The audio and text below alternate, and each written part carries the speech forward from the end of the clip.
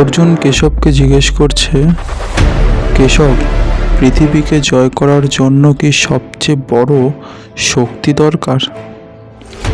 শ্রীকৃষ্ণ মৃদু হেসে উত্তর দিল, পার্থ, যে নিজের মন, রাগ, ভয়, লোভ আর অহংকারকে জয় করতে পারে সেই প্রকৃত বিজয়ী।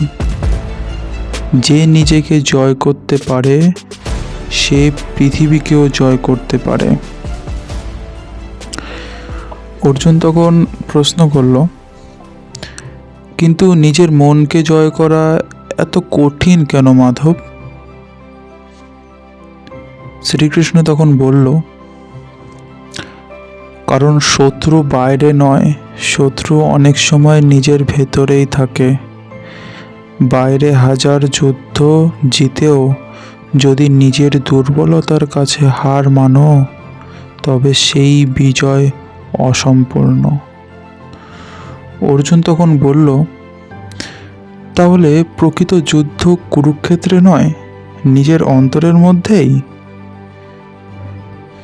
শ্রীকৃষ্ণ তখন উত্তর দিল, ঠিক তাই পার্থ।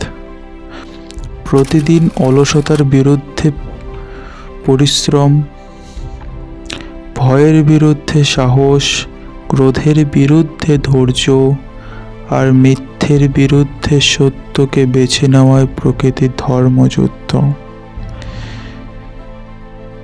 এর মাধ্যমে আমাদেরকে এটাই বার্তা দিতে শ্রীকৃষ্ণ চাইছে, আজকের যুবকদের সবচেয়ে বড় প্রতিদ্বন্দ্বী অন্য কেউ নয়, নিজের অলসতা, ভয়, আসক্তি ও নেতিবাচক চিন্তা।